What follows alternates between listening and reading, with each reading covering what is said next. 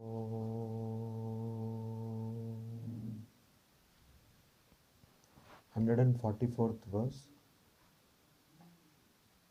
एताभ्यामेव शक्तिभ्यां बन्धः पुंसः समागतः याभ्यां विमोहितो देहं मत्वा आत्मानं भ्रमत्ययम्.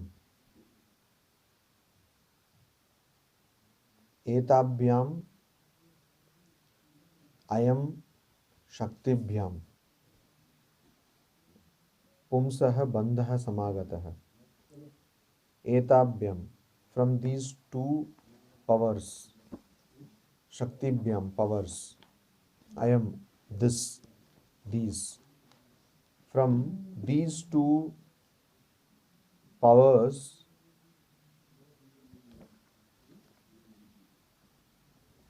Pumsaha, persons or human beings, Bandhaha Samagataha, Bandhaha bondage, Samagataha has arisen or has been produced. In the last verse, Shankaracharya said that two powers, Avarana and Vikshepa, these two powers have created bondage or delusion for the foolish person, and that has led to Tivra Dukkhaihi, Bahu Dukkhaihi. It has led to various miseries or sufferings. So these two powers, here when it is being mentioned two powers, they are actually that Avarana and Vikshepa. Etabhyam. In Sanskrit there are three numbers, singular, dual and plural. So etabhyam eva ayam shaktibhyam pumsaha bandhaha samagataha. So these two powers of Avarana, that is covering, and Vikshepa, that is projection, have created all the bondage. Yabhyam, by which vimohitah, deluded, or deluded by which deham matva atmani ayam atmanam brahmati, by which a person thinks of oneself as the body. Deham matva. Matva means thinking. Mistakes here. It is actually mistakes. So thinking oneself as body. Deham matva atmanam brahmati. And this self is thought as the body, is mistaken as the body, and body is mistaken to be the self, and brahmati, wanders. From where to where? From one body to another body. Person wanders.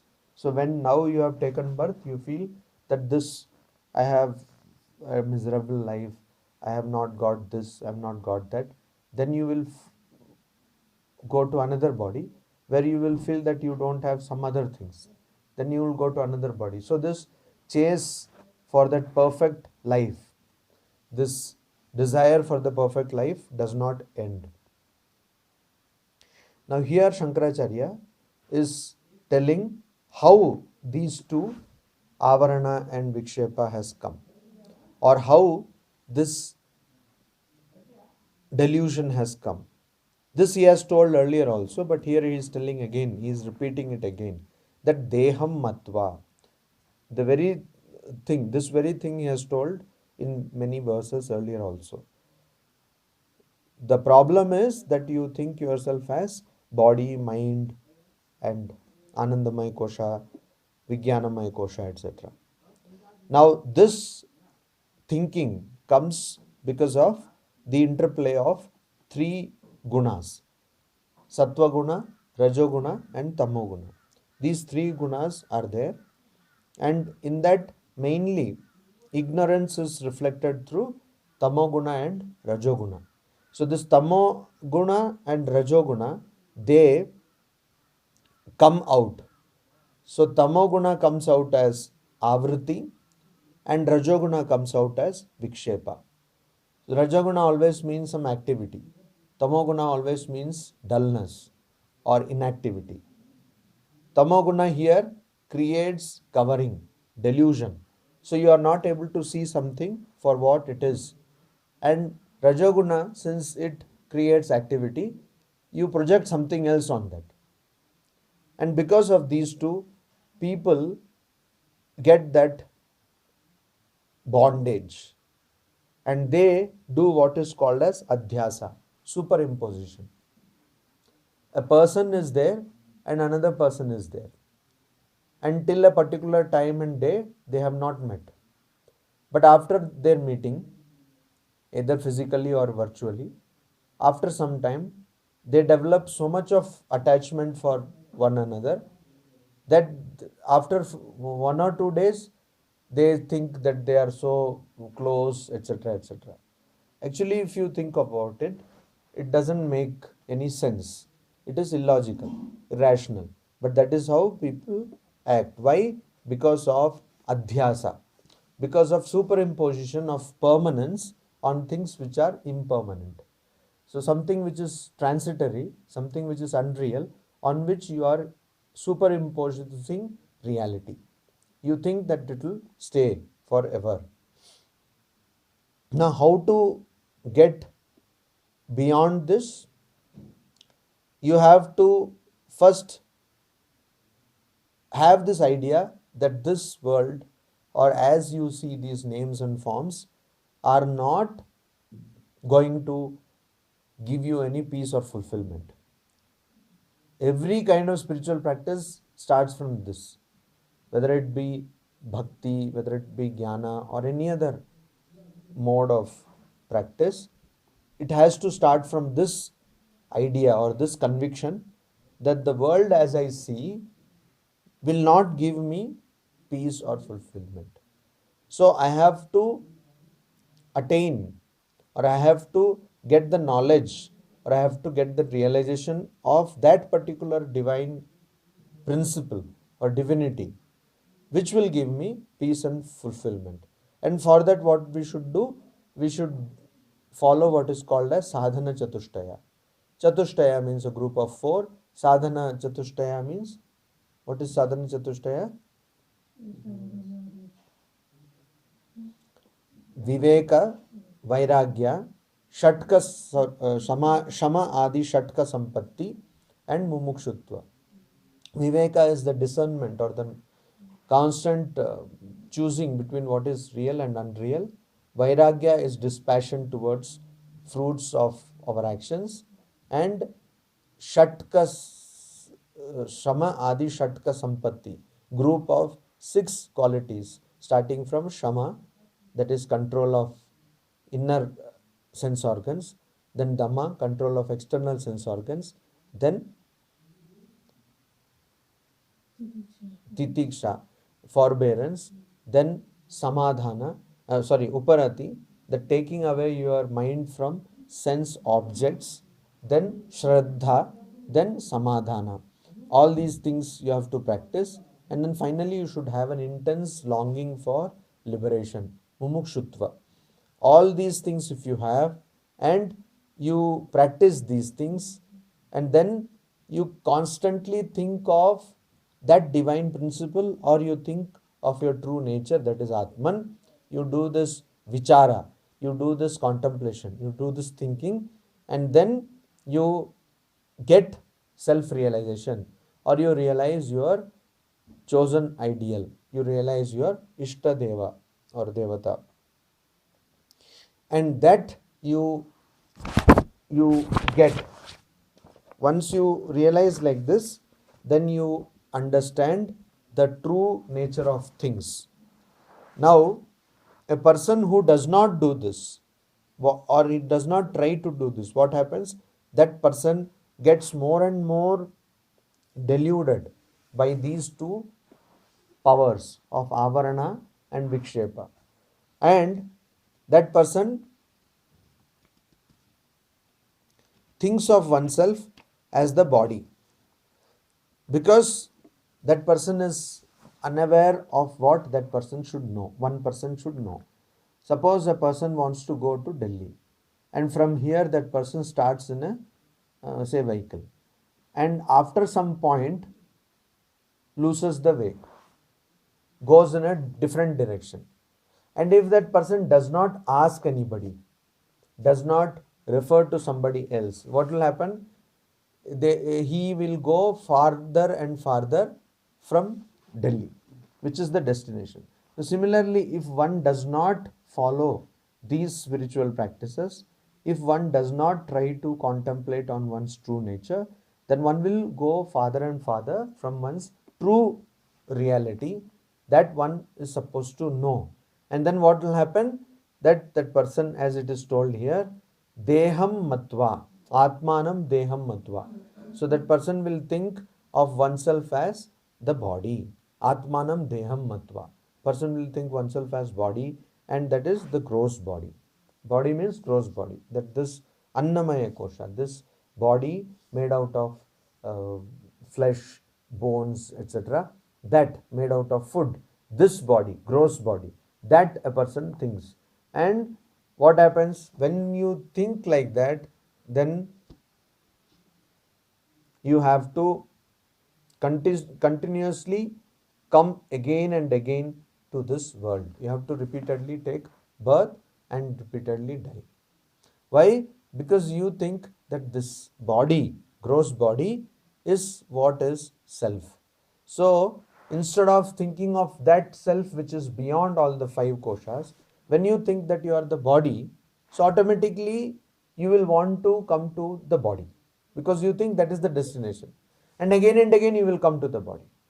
That is why most of the people, they say that I want to come to this world and I have to enjoy, or some people say I come to this world, I have to enjoy the play of God, etc. Most of them, they say that because they are bound, they are attached to the body. So without body, you cannot think of yourself. Without this body, without this world, you cannot think of yourself. It is very easy to study these things, but actually to be completely dispassionate about this world, completely not wanting to see this diversity is very difficult. Is very difficult, almost next to impossible. But it is possible because we see an unbroken chain of sages, prophets, etc., who have realized this. So that is possible, but we are unable to do it because we are constantly enamored, attached to the names and forms. So first thing we should think of is that this body and this world, everything is unreal. Only God is real. That is what here is being told. And then, for the sake of simple understanding, for the sake of our clear understanding, this whole world is being compared to a tree. It is being compared to a tree. The Shankaracharya here says in the 145th verse, he says, Bijam samsriti bhumijasya tu tamo dehatma dhirankuro ragah pallavam ambu karma tu vapuhu skando asavah shakhikaha agrani indriya sanhatischa vishayaha pushpani dukkham phalam nana karma samudbhavam bahuvidam bhokta atra jivah khagah. He gives a wonderful example of the tree and other things associated with the tree and compares it with this world, this samsara. Samsara means that which keeps on changing. He says, Samsriti bhumi jasya. Samsriti means samsara. And bhumi jasya, bhumija, means that which is born out of earth. Bhumi. Bhumi means earth and ja means born. Bhumija means that which is born out of earth. Here it means vrikshaha, means tree. So, and what is the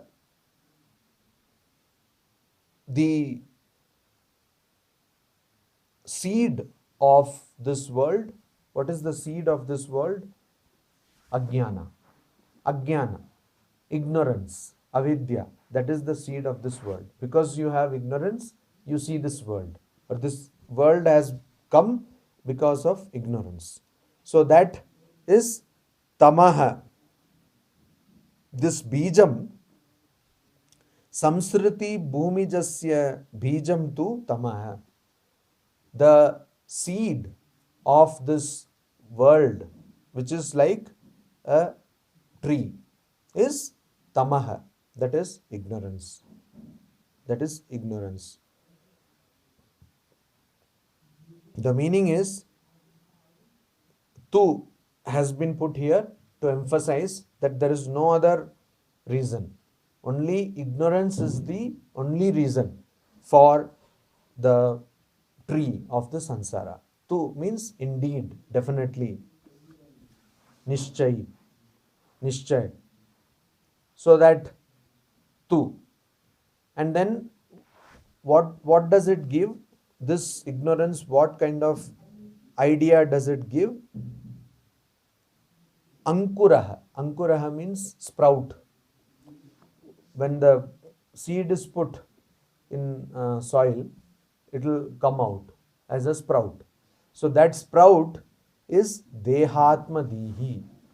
Dehatmadhi means atmadhi, the knowledge of self as deha, as this body. So this attachment or identification of the self with body, thinking that I am, in the previous verse we saw, deham matva, atmanam deham matva, thinking that the self is body, that attachment, that thinking, that is ankura, that is sprout. And ragaha, ragaha is pallavam. Pallavam means the first leaves which come out of a tree. When the sprout is coming out, the first leaves which come out, pallavam. Or even when the trees sheds leaves, then the first leaves which come out, they are called pallava. So ragaha, attachment is pallavam. Attachment is pallavam. Immediately after the sprout, that which comes in the form of leaves, that they are tender leaves, they are called pallava, and here raga is pallava. So even if somebody is going to think of oneself as the body, if that person stops at that, there will be no more confusion. But it is because of attachment to sense objects, attachment to this body also. If one thinks of oneself as the body but is not attached, even then there will be no problem, or there will be very less problem. But our problem is that we don't not just think of ourselves as the body, but we are too much attached to this body also, and we think of sense objects. So this is the leaves. And ambu karma. Again, you see what happens when we put seed. If somebody takes away the seed, like birds, they come and take away the seed, then the plant or the tree will never come. So the seed is ajnana. If at that stage ajnana is removed, then this world or this confusion will never come. But it comes. And afterwards, even then, if we don't think ourselves as the body, then that ajnana will be there. But just like in deep sleep, further confusion will not take place. But we do think of ourselves as a body. Even at that stage, if you have no attachment, you will have no problem. Like a child does not know of oneself other than body. But the child is not attached to the body. Child means an infant, or say within 1 year of age. He or she is not attached to the body. So the confusion is all the more less. But once attachment comes, then there is further problem. But the problem increases, intensifies when you pour water. So just leaves come. Even then, if you don't pour water, don't tend to the plant, it will die. But then you pour water. How do you pour water? Karma, your work. Work, if you do even just like that, there is not a problem. But work you do with the idea that you are the karta, you are the doer. You do work with that idea, sense of doership, and that creates problem. So when you pour water, ambu means water, that is karma. Karma is ambu, work is water, and that creates problem. And how does attachment come? Attachment comes in the form of desire for sense objects. We said that attachment is like pallava, like this tender leaves, first leaves. So that comes in the form of desire for vishaya or for sense objects. And once you do any work with the idea that I am the doer, then in that, whatever good results are there, punya, that you will have to suffer the or enjoy the results of that. And apunya means papa, that is bad deeds. You will have to suffer the results of that. Now, with this, what happens? Skandah asavah. Skanda, vapuhu skandah. Vapuhu skandah. Skanda means what? The trunk of a tree. So the trunk of the tree is the body of a person.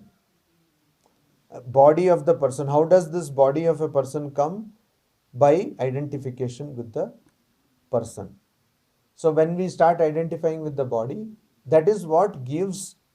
Earlier also he has told dehatmadihi, but that is the identification. But once your identification becomes strong, then you, for all practical purposes, you become the body. So in our world also, just like a tree is firmly rooted because of its trunk, people, when they want to cut a tree, what they do is they just go to the bottom of the trunk and cut it. That's all. The tree will die because there will be no circulation of sap. So the tree will die. Similarly, we are holding on to this world because of this body. So this skandaha is vapuhu skandaha. And asavaha shakhikaha. And branches, what are the branches? Asavaha is prana. There are 5 pranas, mahaprana, and 5 alpa prana. So these pranas or these vital breath, that is what keeps us going in this world. If you have just the body, you don't have vital energy, then you will die. You will not be able to do anything in this world. Similarly, if there is only one tree with a trunk, you see olden trees which are dying, they will have only trunk, no branches, etc. So a tree to be living and thriving should have different branches. So these pranas are shakhikaha, branches. They are branches which create problem, which so branch, we are, because of this vital energy, we are going to different directions. We are increasing our attachment to this world. Then agrani indriya samhatischa. Agrani indriya samhatihi. That is the group. Samhati means group. The group of indriya or sense organs are agrani. Agrani means twigs. When a branch comes, it will have different small shoots or twigs. That is our indriya samhati, our sense organs. So sense organs will work only with vital energy, prana. So these small twigs will be there and they create further problem. What are the sense organs? Eyes, all those 5 sense organs, taste and touch and smell and hearing. Then Vishayaha Pushpani. and all the sense objects which correspond to this sense organs are all flowers. So usually flowers come out from these twigs. A branch will be there, there will be a twig like that, and from there flowers will come out. So from these sense organs we get attached to flowers. And that flower is what? They are all the sense objects. Sense objects. Then, but though we feel, whenever you see a flower in a tree, it appears good. Even to look at flowers, it is so nice. But these are the, similarly in real world also, when we see sense objects, we feel nice. But they are the cause of bondage. They are the cause of bondage.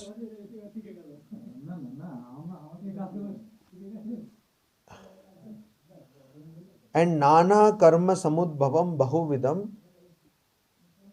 different these flowers, phalam, dukkham phalam, and these flowers create fruits, and that fruit is what? Dukkha, misery.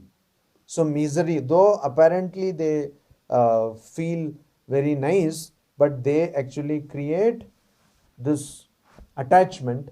And when attachment is there, if you remove that object, you feel miserable, you feel suffering. That is the test of attachment. How do you know that you are attached to a particular thing or not? You just stop doing it. So if you are working, if you want to test whether you are attached to work, stop working. Then you will know whether you are attached or not. If nothing happens to you, that means you are not attached. But if something happens to you, that means if you feel restless, if you feel uncomfortable, that means you are attached. So these fruits are all in the form of attachment. And nana karma samudbhavam bahuvidam bhokta atra jivaha khagaha. So this nana karma samudbhavam, this what you call fruits are dukkham, misery, which have been born out of nana karma. Samudbhavam, born out, are born from nana karma, from different kinds of actions, different kinds of activities, different kinds of activities. So, and what happens? Bhokta atra jivaha khagaha. And the person bhokta, who is suffering, so it could be enjoyment also, it could be suffering also. The person who is suffering is the jivaha, the individual soul, who is like a bird. So the bird suffers. Bird sits on a particular tree and then sometimes goes for the flowers, and if the flower is not good, or the nectar or the honey of the flower is not good, then the bird suffers. If it is good, then also it suffers, it feels nice or it likes it, and again it goes. Here you can see there are so many trees, but on particular trees or particular flowers there will be so many birds, because that is tasty, probably that is sweeter. So that is what happens, and that is the condition of the individual soul. This is the imagery which Shankaracharya gives to explain how our world operates. Om Shanti Shanti Shanti. Hari Om Tat Sat.